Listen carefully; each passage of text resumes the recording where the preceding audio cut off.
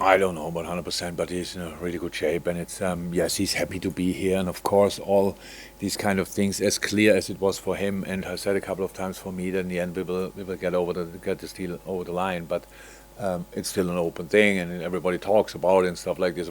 We are humans; it's distract us. That's how it is. But I didn't see that it distracted him a lot, to be honest.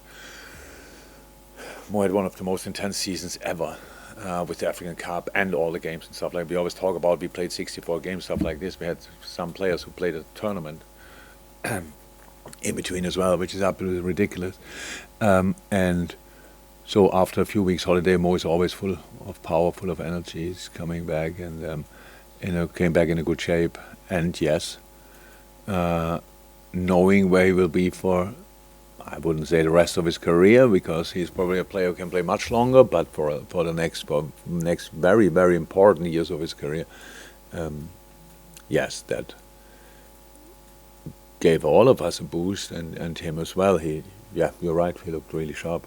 He looked good in the whole preseason, to be honest. And let's hope that yeah, long may it continue. It would be really cool. Chris? Do you think Mo would be somebody, and everybody's talking about Alan Nunes coming in, and do you think he'd be somebody who'd be motivated by that to kind of go out and score more than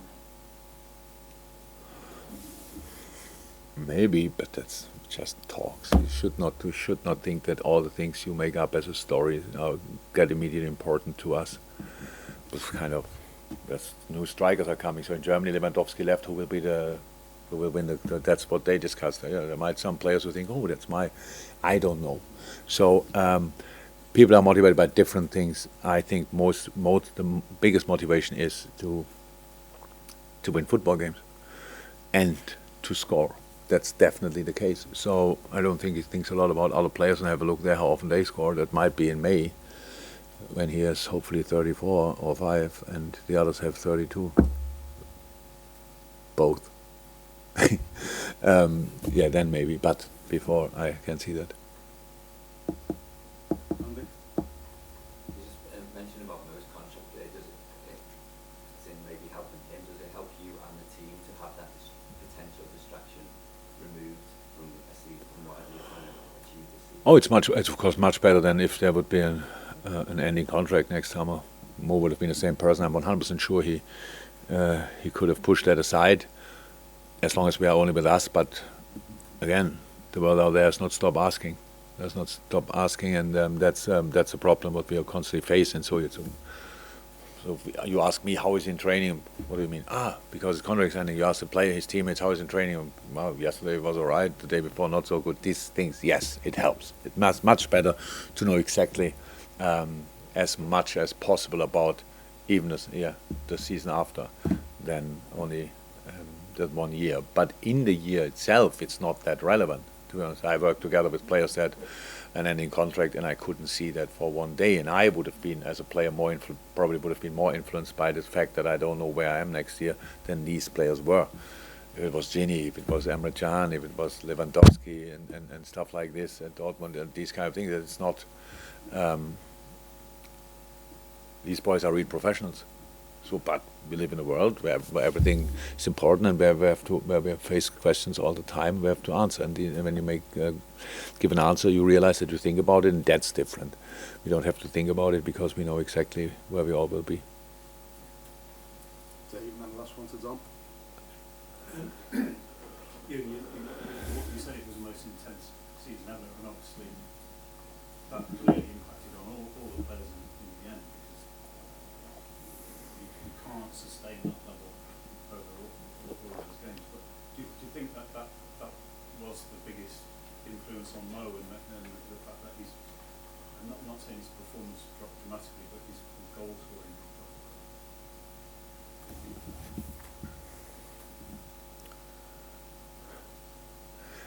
It's just all the stuff is a bit short-sighted. So I work with players together for now more than 20 years, and I wish when they have played their best game, I wish always, come on, and that's until the end of the season. I'm pretty sure, I'm not 100% sure, but I think last year, October, November, December, Sadio was not scoring that much. and everyone's talking about that. And half a year later he leaves and says, "Oh my God, how could we survive without him scoring goals all the time?" So it's just always like this. But until December, Mo scored a lot. So that's what we need. We need always to be one in this mood, or more. It's like 3-4 players who, for them, it feels easy in that moment to finish situations for us after, because we know that's important. Obviously, whatever we create, somebody has to do the last touch. So that's really important. But so the difference between the two was definitely that one won the African Cup of Nations. So that's without, I couldn't see a bit. But of course, that's different. If you do the hardest job you can do, and in the end you succeed, or you build a house and you work every day hard, and in the end there's a house, it's wonderful. Or you build a house and when you arrive, the storm put it away.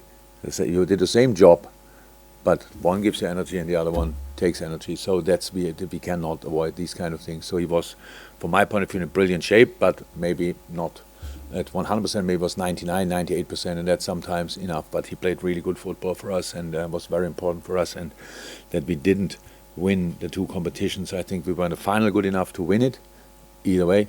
So, but we didn't. And in the league it was the same. We didn't drop points or whatever because of one or the other. No, we scored enough goals. We scored a lot of goals. So like this. But of course, we're all influenced by things around us. We cannot change that. We are not different to any other people. And you done?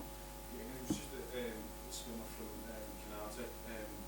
Got Joe Gomez waiting on the wings list. It's not like there's short of quality in reserve, but it's going to be a big season for Joe after signing his contract. I mean, it'd be nice for him to have a clear run of things. There's been so much stop start in the last couple of years. Yeah. For Joe, it's most important that he stays fit, so and that's what we try to help him with all we can. So like, because that was the stop and go situations. Not that he was like fit from the first day, and I didn't pick him just for a quality reason. That was never the case. And when he was constantly fit, he played an awful lot of games. And so we all know that last year we could rotate like crazy between the three of them. In the beginning was Joey not fit, and then when he became fit and worked really well, there are always reasons. So if he stays fit, then everything will be fine for him. He's an outstanding player. Yes, he needs rhythm, like we all need rhythm, and we try to give him that. That's clear. And yes, the good news is that when you have a massive blow, like it is with Ibu,